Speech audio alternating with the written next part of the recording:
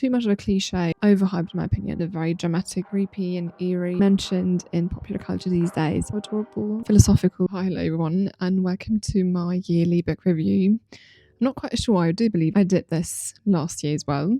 And I just recently, like yesterday, watched Christian Jones's and also Ruby Granger's 2024 book review. So I thought, you know what, even if I'm a little late to this, probably, but I just think it's interesting and definitely one that I, the kind of video that I like to watch myself, and I really like to talk about books and I like sharing my thoughts and opinions about them. So this is very much a very chatty, relaxed and spontaneous kind of video, so you might as well just listen to it as a podcast or something. Here we go. I'm just going to go through them like with no preparation or anything, just going to spontaneously tell you what I felt about them. And also I'm not going to go through them chronologically because it doesn't make much sense. It's very much a very varied reading year for me last year, and I also think that it just is a little more structured like that. I read about 25 ish sort of books.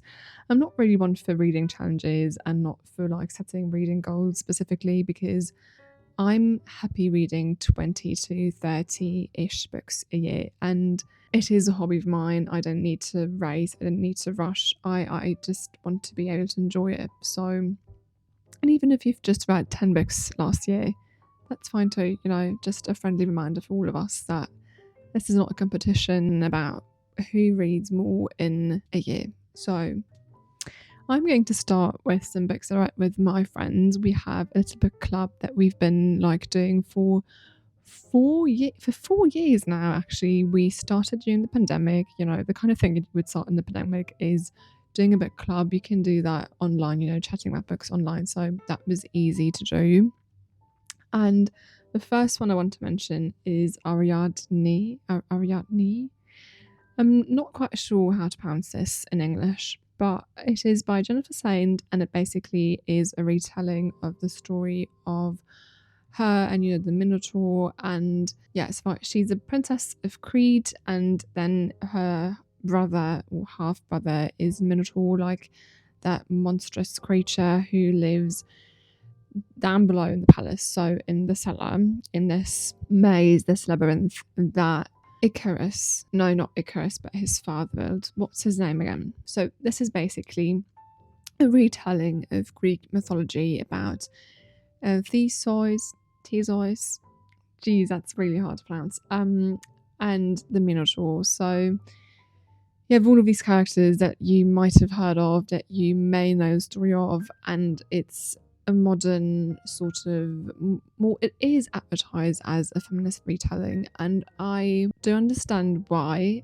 And in the beginning I didn't really, it just, to me the beginning was very slow paced, and it was also like the sort of cliche kind of, the princess is falling in love with the prince and blah blah blah. It just too much of a cliche. But then the way the story unfolds and develops, and the character, like in this case Ariadne, develops and realizes what these men did to her and what they do to women in general, and how they are disadvantaged and everything. And it does, and in a very dramatic way, which is kind of sad, but also like very typical for Greek mythology, so it does make sense in this context. But I preferred the second part of this novel, because this is when you kind of get to have a deep dive into the characters' feelings and how they sort of figure out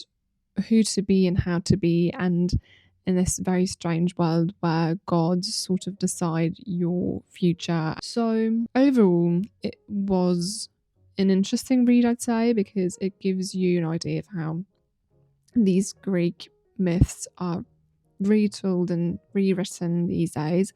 I was very curious. I was the one actually suggesting this book because I just wanted to know, there are these very famous stories, and they are in this literary canon, and they're so well known. And I think just parts of these stories sort of reappear in popular culture as well, and to somehow understand a tiny little bit about it I think that really helps to understand our culture and everything. So, and also it was, I wouldn't say necessarily an enjoyable kind of read, but a good read for a book club. So if you want to read something with your friends, maybe go for this one here. Why not? Next, I want to mention one that I also read with my friends with our book club is Lessons in Chemistry, which is one of the very first books I read last year. And honestly, I was the one suggesting it because it is so well known and so popular. And I'm sorry to say, I didn't particularly enjoy it. And funnily enough, today my colleague and friend talked to me about this book, and that a friend of hers gave it to her to read, and that she's currently just in the middle of it and not particularly enjoying it as well.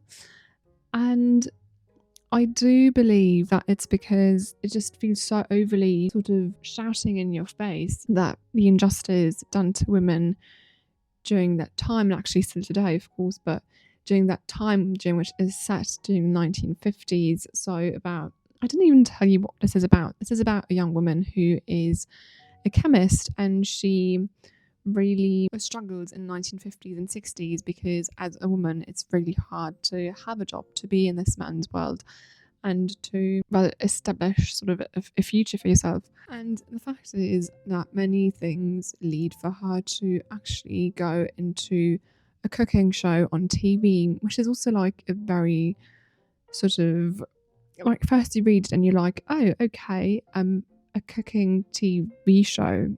What is she going to do there? And on the back of the cover, it says that she's going to include all of these chemistry aspects, those chemical things, to her cooking show to educate people, to make it something very special. And I sort of, like, thinking about it, I think I missed that part.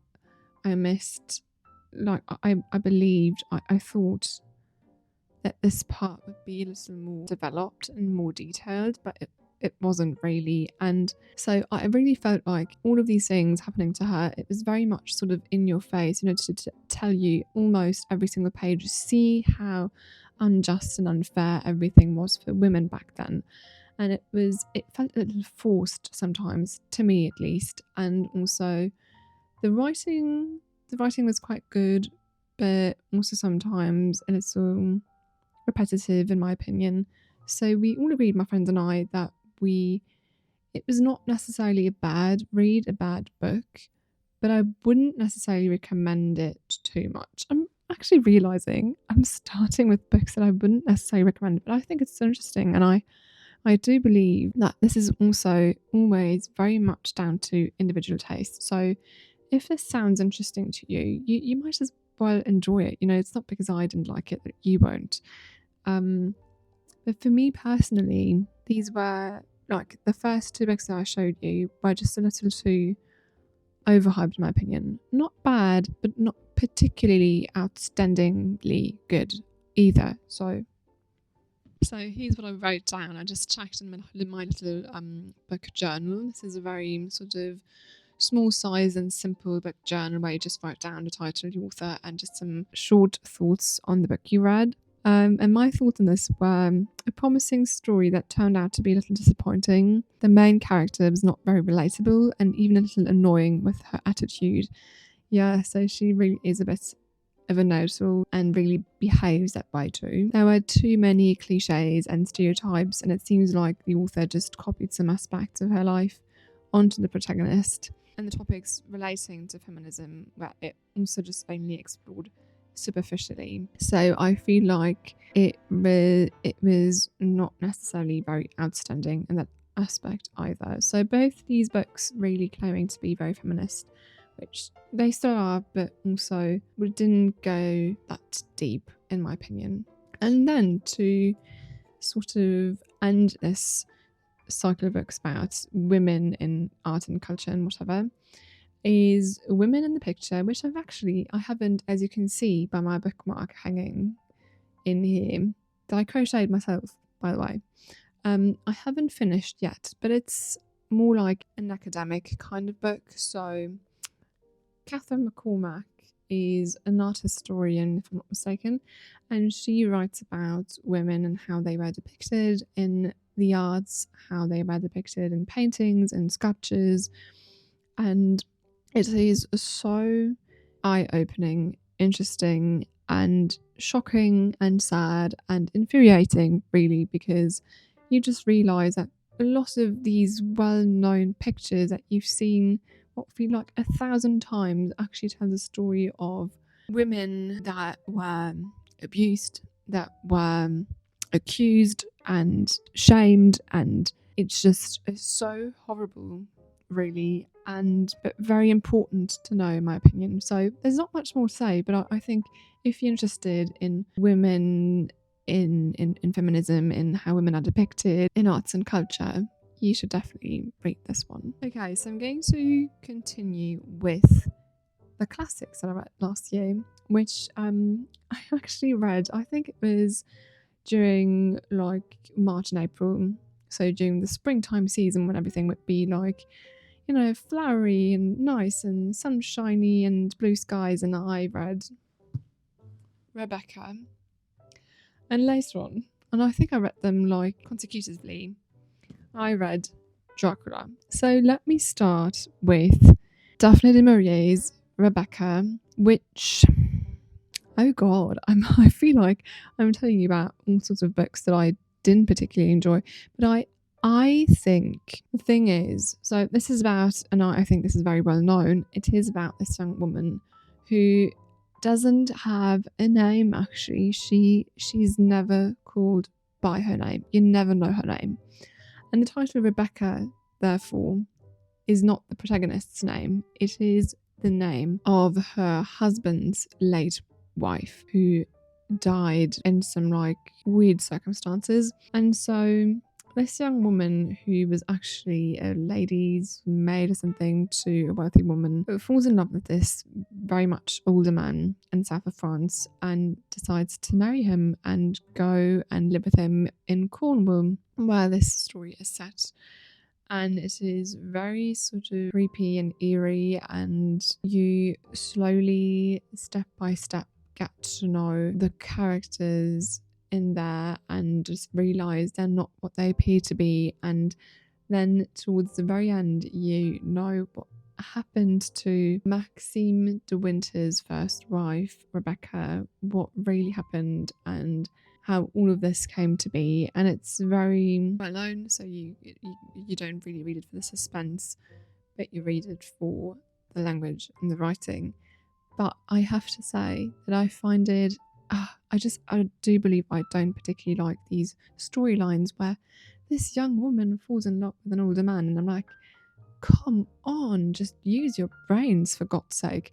I mean, seriously, in the beginning, she just annoyed me so much, but the writing is really good, and it's also a classic that I wanted to read for a long time, so I did, and here I am. It's not a bad book, it's just sometimes I feel so much frustration at these storylines because they're so obvious and so they've been repeated 1,000 times over. So, but there you go. It's still a good book, though, I'd say. And if you haven't read it, maybe, and you enjoy those sort of eerie, creepy kind of stories, and you like that kind of writing that is very descriptive and very observant and detailed and everything, it really kind of does get under your skin in a way. So not necessarily super enjoyable, but interesting and good. And then let me check if it was actually, oh yeah, I read Rebecca, and then following that, I thought life is so bright and sunshiny, why not read Dracula? Because no, actually it was my friends and I, we decided we read this with our club. So again, this is so well known. It is about, well, it starts actually with Jonathan Harker, who goes to Transylvania to see Dracula, who is about to, or wants to buy a house in London. You could say that Jonathan Harker is on a business trip, which ends up to be a really, really bad experience because Dracula is vampire. And he holds him hostage for quite some time. And when he comes back to England, some very strange things happen there too.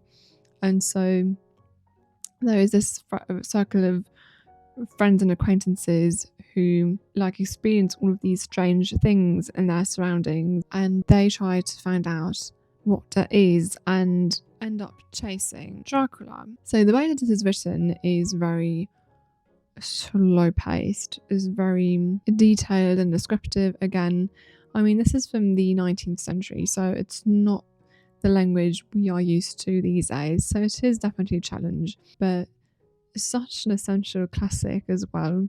I'm trying to squeeze in some classics, some really well-known literature. Every year I studied English and I enjoyed literary studies the most because it's just such an interesting insight into also the society of that period and about the historical context as well. And so this is actually written in letters, so it is an epistolary novel. And it is sometimes very dramatic. It almost feels kind of Shakespearean, when towards the end of the letter, for example, in the very beginning of the book, Jonathan Harker says, "Goodbye, everyone, and goodbye to the world if I ever shall see anyone ever again," which is rather amusing sometimes. It's very tragic, but reading it these days, I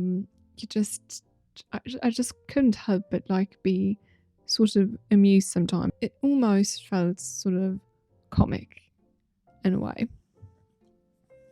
But let me check, because it's been quite a few months since I read this, what I wrote down about Dracula. Oh, and actually, I just remembered I have an entire reading vlog of this, so you might check that out if you want to. I go very much more into depth about this book. Right, so I'll link it down below for you. But let me just see what I wrote down about Dracula by Bram Stoker. So, it was interesting to read a story from the Victorian era. However, it was definitely too long for my taste and a little repetitive at times, even though the style and the landscape descriptions were beautifully written and I liked the ending. It is really good to write down some short thoughts and opinions in a little book journal. Definitely recommend this. Very helpful to remember how you felt about the book just shortly after you'd read it, because I also believe that sometimes you read books and you just sort of need time to digest them and to appreciate them. And then sometimes you appreciate remembering the story more than actually reading the book, which sounds strange, but it happened to me. But yeah. Another classic that I read, or actually very a short story collection. Great. That I read is Catherine Mansfield's Miss Brill from this Little Penguin Classics edition, which is so cute. Look how adorable. Such a small size book. Very nice to carry around. So this is just 3 short stories by Catherine Mansfield. It is about it's like snippets out of people's lives, and it's so observing and it's so beautifully written, and I appreciate that it is so slow paced and descriptive, and it's it doesn't need much, but it really makes you feel a lot. And I don't really feel because on the back of the book cover it says it's about loneliness as well, but I didn't really feel that in a way. I just felt like the people who were described and whose stories were told were actually just very short snippets of their lives. It was more they were on their own, but I don't think they were necessarily lonely in being alone. So, and they just observe their surroundings, their social surroundings, and their landscape surrounding them as well. And just, it was such an enjoyable short read for avoiding a reading slump, for example, which was the case for this. I read this towards the end of last year when I didn't really know what to read dead, and so I picked up a short story collection because I thought, instead of just searching for the perfect book to read, I'm going to read something short just to to just stay in the flow of reading, basically. And it turned out to be really, really good, which is why I recently got, for my birthday, I got another short story collection by Catherine Mansfield, Bliss, in this very beautiful cloth-bound Penguin Classics edition, which is absolutely gorgeous, though it's bound the wrong way round, which means that when I open the book, and this is the front cover, it is upside down, which is really funny. And when I saw this in the book, so I was like, I'll take you home, poor little one. I will keep you, and it will be so precious to me because it's funny, isn't it? So yeah, really enjoyed this. I feel like during the last couple of years, I've enjoyed reading more sort of short stories and poetry as well, and more sort of literature focused on the language, not necessarily the plot, which is maybe also due to the fact that I write poetry myself. And so, as I'm talking about poetry, I have one last book that I want to mention with all of the classics that I read, is this very small and short poetry collection, Poetry on Nature. I really like art, literature, and poetry in particular about nature. I think it's so beautiful and such a great source of inspiration as well. And this one I got when I was in Munich last year. I was visiting my grandma in Bavaria, and so I was lucky enough to go to Munich for a day, and of course I had to browse the bookstore because it's such a great opportunity to be in an English only bookstore, because where I live, the section is good but very small, and so therefore very rapidly exhausted for me. In any case, so this was very enjoyable. I remember reading this on the train back home, and they're poems by Emily Dickinson, by very well-known poets actually. And if you want to get started with reading poems, I'd highly suggest a small collection that is about a topic that you enjoy, for example, nature or your favourite season. I recently got a poetry collection for like a poem for every winter evening. I really do enjoy winter. It's one of my favourite seasons. So I do believe that is a good way to start. But I would like to do another video about poetry collections, reading poetry, writing poetry. So this is going to come sometime soon as well. Next, I want to talk about classics, but this time children's classics, because I really do enjoy children's literature. It is so heartwarming and wise and instructive, and also very interesting because I do believe that children's literature really tells you about the values that were prevalent in a society in a certain period of time. And so I recently, actually, I can't really count this to the books that I read last year because I just finished it a couple of days ago, so in January 2025. But I still want to mention Ballet Shoes by Noelle Streatfeild, which I got like a year or two ago, and I really wanted to read. I believe I once watched at least parts of the film with Emma Watson, which was released, God, how many years ago? At least 10 years ago, I believe. More than that, maybe 15. I don't know. Just time flies by, it's crazy. So this one, I guess, is very well known as well. It is about three sisters, which are actually three girls that are adopted by Gum, great Uncle Matthew, who collects fossils, and which is why they give themselves the name Fossil. So you have Pauline, Petrova, and Posy Fossil, who each of them have their individual tastes and interests and talents. But as Gum, so great Uncle Matthew, is away on one of his many adventures and ends up being away for much longer than he intended to, they have to earn a living, and they do this by going to a dance and acting academy. And so this story is really much about the sisters bond and their way into the world and developing their talents and interests. And it's so heartwarming, and also the community that builds and the house they're living in with their Garni, their guardian, and Nana. It is so nice to see that when they've taken the borders to support themselves, to have the way to have some income for the house, they have this community, the two doctors who come in to be boarders in the house, teach them. There's one dancer who gives them lessons in dancing and fitness and everything. And so it is a bit, it gives you a little bit this sort of Little Women kind of vibe. And I'd really been in the mood to read something like that because I watched Little Women, the 2019 version of it, during the end of the year. And then I felt like reading something very light and very heartwarming and cozy in a way. And that it was. The only thing that was kind of hard to understand was all of their, like, they really go into the financial issue as well, and sort of counting all of their pounds and pennies and whatever not. And the money, the way it worked before, is not the same as it does today. So I didn't really understand that part of the story, not the detail of it anyway. But yeah, overall really well written and very easy to read, and I read it within a couple of days, so highly recommend this one if you haven't read it yet and you enjoyed Little Women. Then I also read The Wizard of Oz, which I got during my summer holiday, and it's a classic. It's well known.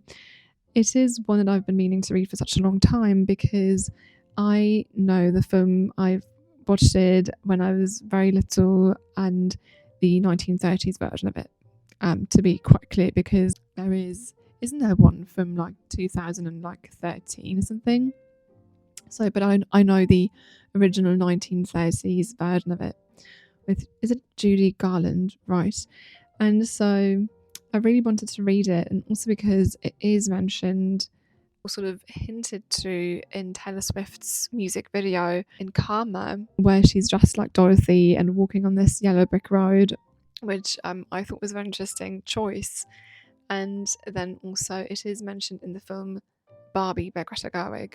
So I thought, I like reading classics because hinted at and also mentioned in popular culture these days still. So I picked this one up, and also this very beautiful edition that sort of like sparkling. It's so pretty, and so it's illustrated as well, which is really cool. I think these are older illustrations. It must be maybe the original ones. I'm not quite sure. But yes, it's about this girl, Dorothy, who in a storm is taken to another world, the wonderful land of Oz, and where she lives through many adventures trying to find her way back home. And on her way, she finds the Scarecrow and the Lion and also the Tin Man. And all of them, they want something from the great Wizard of Oz, who's known in this strange land. And so they live through these adventures together. It's very much about friendship and helping each other and about values. And it's very strange in some moments and some parts of it. And I'm frequently surprised at how strange children's classics can be. Like the creatures mentioned in there are so bizarre and so unimaginable and weird and just very much not what you'd read these days, I believe. And also the brutality of it sometimes. Like there is one scene in this book where they fight some very weird and monstrous creatures, and the way they describe them dealing with them and getting rid of them is so brutal and bloody, and yeah, so really surprising in a way, and in another it isn't, because when you think, for example, of the tales told by the Grimm brothers, these days most people just know the Disney version, which is very much sparkly and everything, but the truth is that the books they were based on are very brutal and horrible. But then, I think these days kids are confronted to so much more through media, so it doesn't make it any better, does it? Then I also read another children's classic, which is Winnie the Pooh, which, look at this bright yellow cover. I read this in the winter time, which was such a mood brightening thing to read, and it was quite sweet and enjoyable. And I really like the fact that there are coloured illustrations in here. It is so rare to read books with coloured illustrations in them. Even for children's books, like in The Wizard of Oz, the illustrations are black and white, and so are the illustrations in ballet shoes. And so that is a very lovely aspect about that book.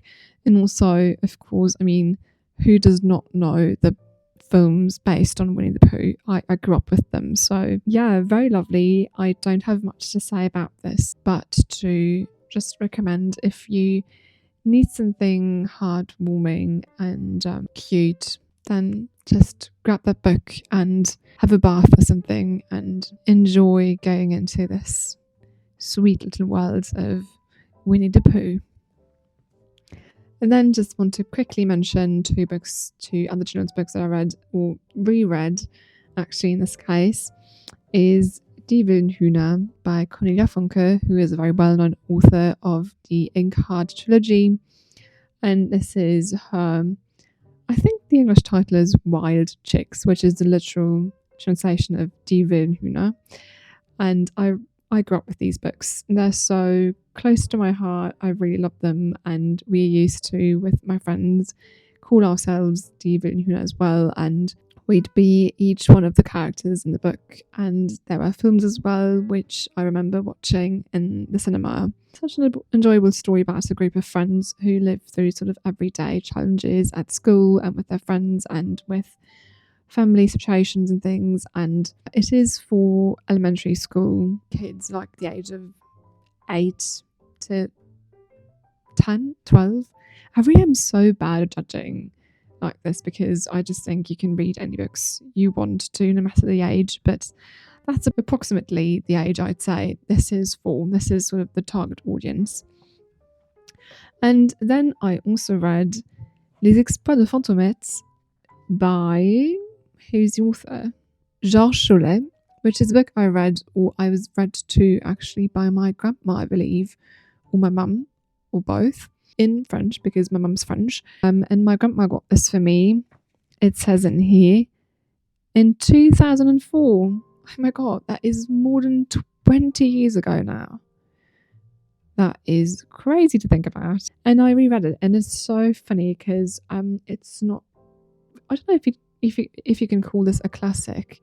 It's from the 1960s, and you really like reading it now as an adult, and with the knowledge of the historical context of the time, you just very much realise that all of this Cold War setting has very much influenced the story of this. So this is about a girl who is fighting for justice, and well, you can see her on the cover.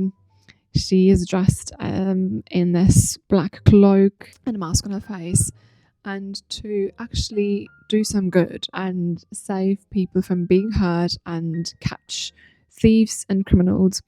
So now I already mentioned quite a few books which I need to set aside. So let's move on to some murder mystery. And here again, there is a classic I'd like to mention, which is Arthur Conan Doyle's The Adventure of the Blue Carbuncle, which is just one of the titles of the many short stories in here, and the one that my friends and I, picked for our book club, because it is actually set during Christmas time. Though it is not very Christmassy at all, but we thought, for the Christmas season, we'd like to read some short stories set during that time, and this was one of them. One of my friends really enjoys Arthur Conan Doyle. She's read all of the Sherlock Holmes stories, which is kind of crazy because there are so many of them. But she also attended a seminar at uni about Arthur Conan Doyle in particular. So this was her suggestion, and it was a really good one. It was an enjoyable, quick story to read. It showed a side of Sherlock Holmes, I feel, that is not necessarily very well known. It makes him feel a little more human, and it is about, well, as the title says, a blue carbuncle that is found in a goose's throat. So that is when I understood why the cover has geese. And it's so pretty, and it's one of these, again, of these cloth-bound Penguin Classics editions. And so it's just a very short story about finding out why there's a blue carbuncle in a goose's throat and who put it in there and who does it belong to. And the end is really touching in a way because, as I said, it just shows a side of Sherlock Holmes, that character is always very analytical and logical and maybe a little cold-hearted in a way that he's not shown like this very often.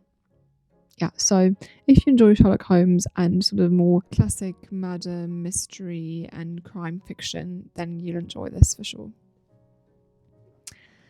Then again, with my friends, we also read A Three-Dog Problem by S.J. Bennett, which is a murder mystery series where the Queen is basically the detective, or at least she's the one leading the investigation parallelly to the police. And she has her private secretary or her assistant who does the research and interviews for her behind the police's back. And so this one, I had already read the first one in the series and I listened to this as an audiobook, but I remember being so busy during that time and listening to the audiobook just with one ear. It was well written and very suspenseful, but also maybe a little too, for me, sometimes I do feel like modern detective stories are very much overcomplicated and there's so many people and so many characters and happenings and evidence, and it just makes it also overly complicated and entangled. It's still very good, I just don't really remember a lot of it, but it's fun because it's also like that very funny aspect of the Queen investigating and her being very sassy. So if you also liked, for example, the Thursday Murder Club, which is also one of the recent very well-known, popular and appreciated crime fiction books, you will also like this one. Then the very first book that I read last year is Arsène Lupin, Gentleman Cambrioleur by Maurice Leblanc, which I read because I'd seen the Netflix series, which was so good. I really didn't expect to enjoy it that much. But it really made me want to read this book, the book that it was based on. And it is set during the early 20th century, which so makes it a classic of crime fiction in France. And I really do hope that this is translated into English as well. And it is so clever. And the character, Arsène Lupin, is so smart and sort of tricks everyone, and it's so enjoyable and fun to read actually, and it's not too brutal. I do enjoy crime fiction and detective stories when it's not too brutal and more about the investigation and the detangling all of these connections between characters, and it's either having a very smart detective or having a very smart criminal. In this case, it's a very smart criminal, and it is very fun, and the language is unexpectedly easier to read than I thought it would be because, as I said, it's quite old already. So, yeah. And I do want to say and admit that I did not finish one of the books that I started last year. I put this one down because I wanted to read Christmas Stories. So, it's okay. You don't have to finish every single book you start. And I may finish it sometime this year, but I'm in no hurry and it is a hobby, so I'll see when I finish this one, which is the second part in the Arsène Lupin series. I also read another French crime fiction book, detective story, Intrigue à Venise by Adrien Gotz, who is an art historian, and you can really tell by all of the details he's providing in his books about, well, the topic it is about. In this case, it was Venice, and it was really good, and I really do appreciate that the protagonist is a very cool and smart young woman, an art historian herself, but at the same time it was kind of difficult to follow sometimes because there's so many details provided and so much background information that you really do need to be attentive and you need to focus. And sometimes I need to look things up because I have studied history, but there is so much to know, and you have your specialties and your domains of interest, and Venice is not necessarily one of them. So I realised that you enjoy, because this is the third part in the series, you enjoy it more when the book, the story is centered around a topic that you are familiar with, especially because the author is an art historian and gives all of these details. But yeah, very good. If you happen to be French or speak French for some reason, I do recommend this series by Adrien Gutz. It's very enjoyable and educational at the same time. So there are a few more books to go, which are all in French, so I'm going to go very quickly. First, I'd like to mention Japanese literature because I think there might be also English translations. I'm not quite sure. I'm going to look it up and put it on the screen for you. I read Litte de la sorcière by Nishiki Kao, which has this very cool cover, which is, I think, why I picked it up in the first place. But it is about a young girl who is not very well. She's not doing good at school. I don't remember if she's bullied or if she just sort of has a hard time integrating into like the life at school and getting along with her classmates. Yeah, so she actually suffers from anxiety as well. And so she is sent to her grandma by her parents because her grandma just lives somewhere in the countryside in Japan, but she's originally English, which doesn't really matter much to the story actually, but she just gets her time off to sort of reframe and sort of like just organise her feelings, I guess. But unfortunately, it was not quite what I expected. It was rather slow pace, and I do believe sometimes that you pick up books at the wrong time. And I think this is what happened with this one because I was maybe looking for something more plot-based and fast-paced, and this one was definitely more sort of contemplative and look at life through this lens of that girl who's living in the countryside with her grandma. It's still a good book, but you need to be aware of that fact that it is more sort of a slow-paced slice of life kind of story. And then I also read Park Life by Yoshida Shuichi, which is so interesting in the fact that I pay attention to these small details. You can see this beautiful cover of a view of the park, and it is a book, it's a novel for adults, but it is illustrated in colour, which is so interesting to me because that rarely happens. And this is basically just a story about some people meeting in the park, going for their walks there, going there to have lunch during their lunch break from work. And it is, again, a rather slow-paced book that looks at life and appreciates the little encounters and maybe the weird things happening between strangers as well. So interesting, but not my favourite this year. Then I also read two more books in French. Deux femmes et un jardin by Anne Guglielmetti. No idea how to pronounce her name though.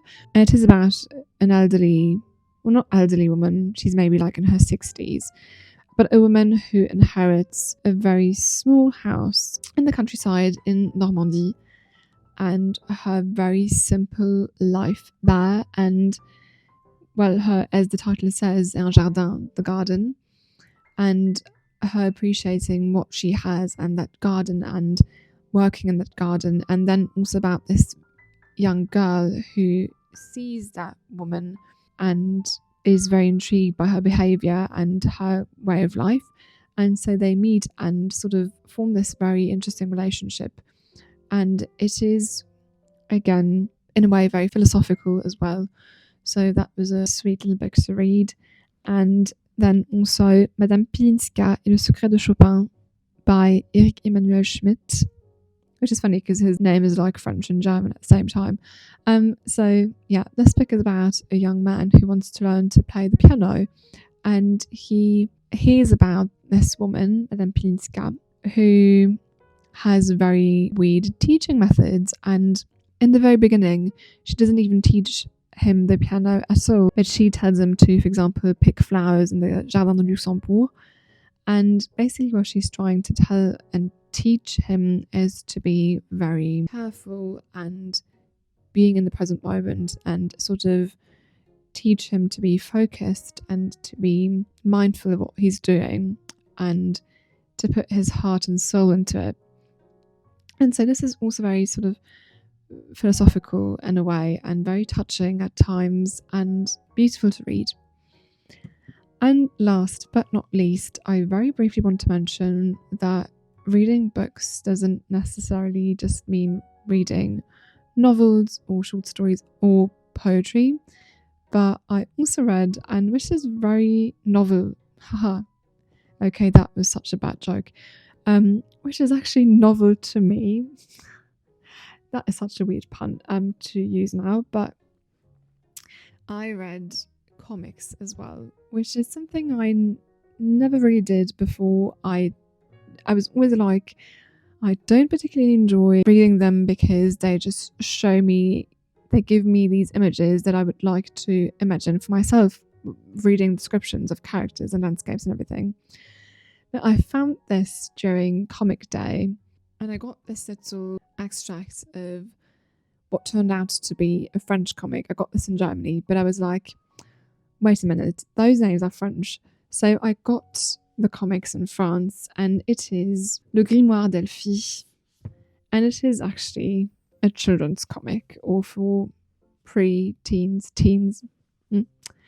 And it is about this young girl who is a witch, and she doesn't really know about it, but she knows that her mum had those magical talents, and so she discovers that she has some magical power as well.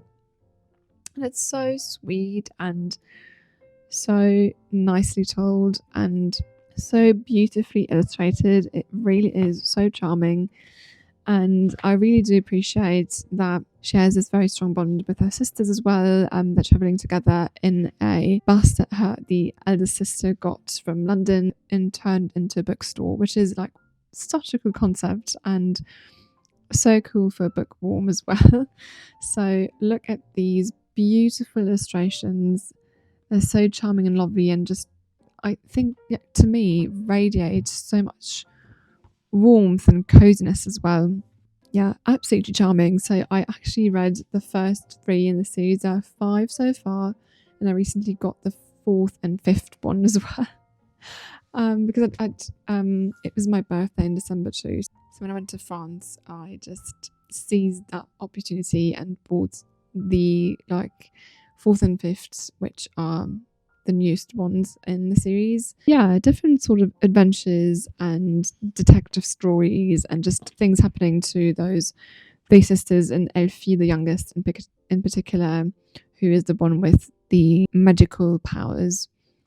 So very enjoyable. Also, another comic that I read is Athéna, à l'école du Mont Olympe, and it very much reminded me of the comics I used to read when I was a kid. When we had this in France, these little cahiers de vacances, and they used to have sort of comics in them as well, and I sort of recognize a kind of style is still familiar. Yeah, it's very nostalgic for me.